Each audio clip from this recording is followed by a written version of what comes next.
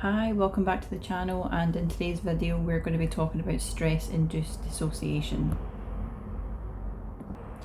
If you find that your brain sort of automatically dissociates when you get stressed or are reintroduced to something that sort of resembles your initial trauma, then this video is for you.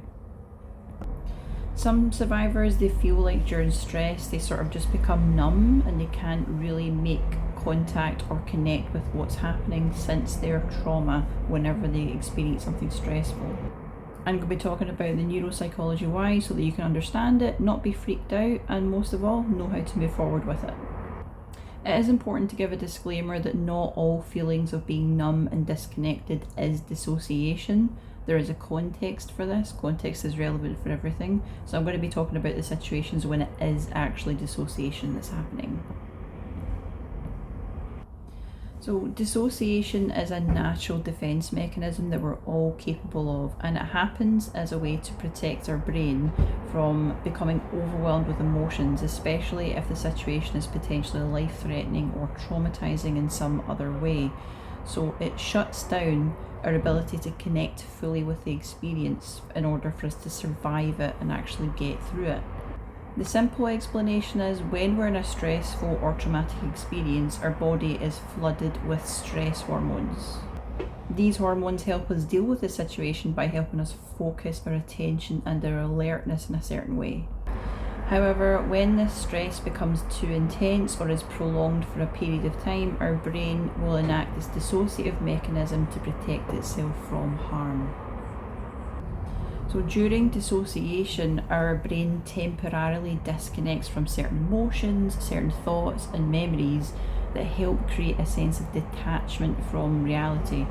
This can manifest in a variety of different ways. One way is depersonalization, that's the feeling of being detached from yourself. The other one is derealization, which is the feeling that the world around you is no longer real. These are two extreme examples of dissociation. It can be quite common for trauma survivors, but not everyone experiences dissociation in this way. For others, it's just a sense of disconnection or numbness, because it helps us navigate the situation without feeling too overwhelmed by our emotions. And that is necessary from our brain standpoint because we don't need to be in contact with our emotions to survive a trauma. This does and can present problems later, but your brain's main focus is to survive through the experience, and dissociation technically helps it do that.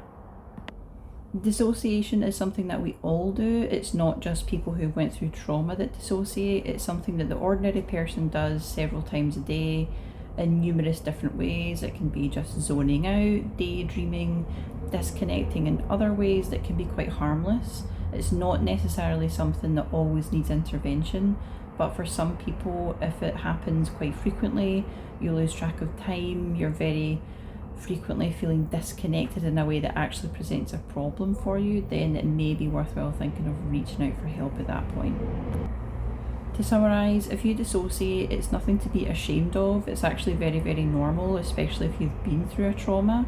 But if you think that you need help for it, don't hesitate to reach out. It is something that can be managed or eradicated. There's a sort of specific process that will fit best for you, your individual needs and your challenges, but it is just a defense mechanism. It is not something to necessarily worry about, but if it is causing you issue, don't struggle with it alone, reach out for help. If this video has been helpful for you, it's provided some insight, drop a like below, comment if you've ever experienced this yourself, and don't forget to subscribe. See you in the next video.